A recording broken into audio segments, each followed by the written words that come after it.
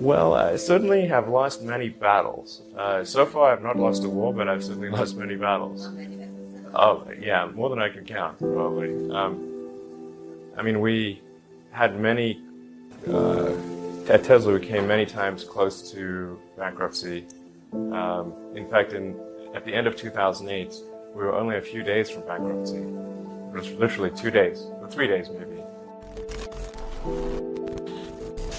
I gave basically both SpaceX and Tesla from the beginning a probability of less than 10% of likely to succeed. In the beginning, I wouldn't even let my friends invest because I don't want to lose their money. I thought it was like, I'd rather lose my own money. We almost did die at SpaceX actually. So I budgeted for 3 flights.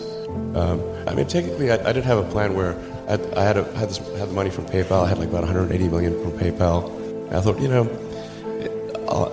I'll allocate half of that to SpaceX and Tesla and Solar City, and that should be fine. I'll have 90 million, like it's just lots, But then what happened is things cost more and took longer than I thought. So I had a choice of either put the rest of the money in or the companies are going to die. And it's like so I ended up putting all the money in and borrowing money for rent from friends. If you want to try to come up with an innovative breakthrough, that's going to be how it is. Anything which is significantly innovative is going to come with a significant risk of failure. You've got to take big chances in order for the potential for a big positive outcome. If the outcome is exciting enough, then taking a big risk is worthwhile. Yeah. That's really how I approach it. But then once executing down a path, I actually do my absolute best to reduce risk, or to improve another way of saying it, to improve the probability of success. Because when you try to do something that is very, very risky, that you have to spend a lot of effort trying to reduce that risk as you embark down that path. I mean, I think I'm kind of constitutionally just geared to just keep going. I don't know. I mean, it just, I don't know. I mean, it certainly, there are times when things don't go well, and then that's quite dispiriting, for sure. And so then it's difficult to proceed with the same level of enthusiasm. But I do think the things that we're doing are pretty important to the future, and if we don't succeed, then it's not clear what other things would succeed, and if we don't succeed, then we will be certainly pointed to as a reason why people shouldn't even try for these things. So I think it's important that we do whatever is necessary to keep going.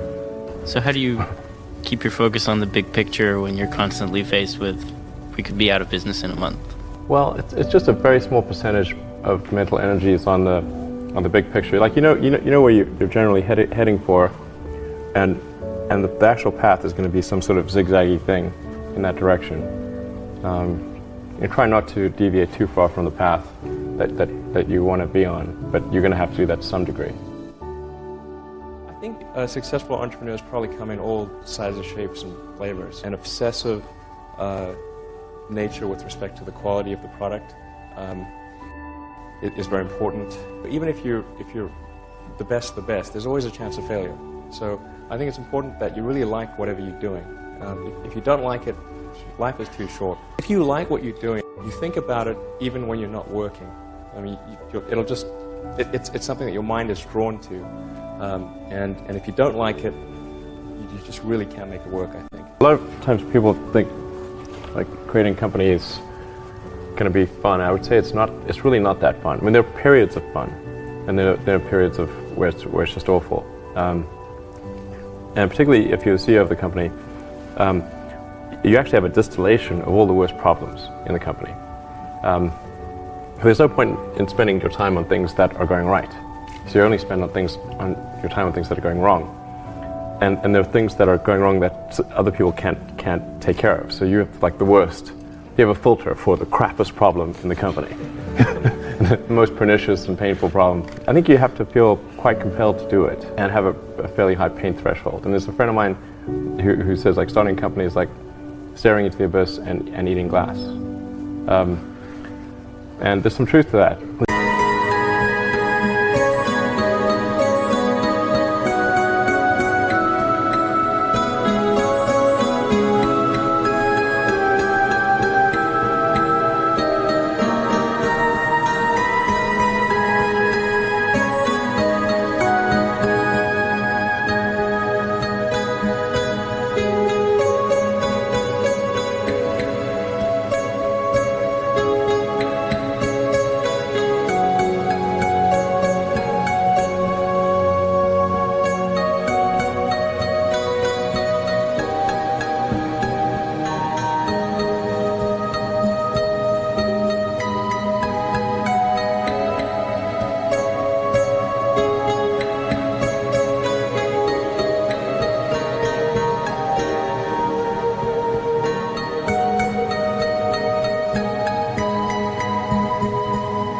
Staring into the abyss part is that you're going to be constantly facing the extermination of the company. Because most startups fail. It's like 90%, arguably 99% of startups fail. So, that's the staring into the abyss part. You're constantly saying, okay, if I don't get this right, the company will die. It can be quite stressful. And then the eating glass part is you've got to do the problems. You've got to work on the problems that the company needs you to work on, not the problems you want to work on. And so that's you end up working on problems that you'd really wish you weren't working on. And so that's the eating glass part. And that goes on for a long time. You may have heard me say that it's good to think in terms of the physics approach of first principles, which is rather than reasoning by analogy, you boil things down to the most fundamental truths you can imagine, and you reason up from there. And this is a good way to figure out if something really makes sense, or if it's just what everybody else is doing. It's hard to think that way. You can't think that way about everything. It takes a lot of effort. But if you're trying to do something new, it's the best way to think. And that framework was developed by physicists to figure out counterintuitive things like quantum mechanics. So it's really a powerful method. The reason I came out to Stanford was actually to work on energy storage technologies for electric cars. That summer of '95, I was looking at the internet, and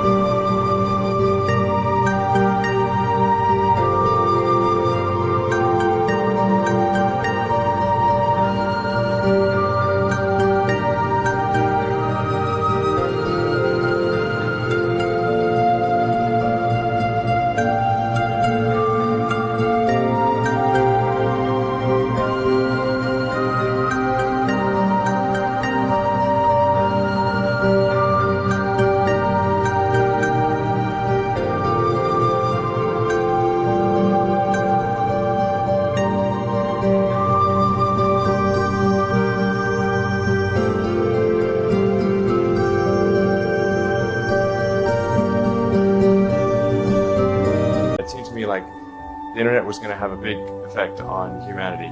So I thought, well, I can either work on electric vehicle technology and do my PhD at Stanford and watch the internet get built, or I could put my studies on hold and try to be part of the internet. And at first I tried to get a job at Netscape because that was the only internet company, and they didn't respond to me. So then I was like, okay, if I can't get a job at the only internet company, then I better try starting something. But I talked to my professor and I said, look, I'm going to try starting a company. It's probably not going to succeed. And if it doesn't succeed, can I come back? And he said, sure, no problem. And so I put my studies on hold and started the company. If things had just gone a little bit the other way, both companies would be dead. And I like one of the most difficult choices I ever faced in life was in 2008. And I think I had maybe $30 million left, or $30 or $40 million left in 2008. And I had two choices.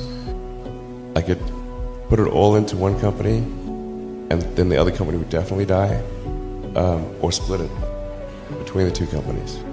But if I split it between the two companies, then both might die. And when you put your blood, sweat, and tears into creating something, or building something, it's like a child. It's like, which one am I going to let one starve to death?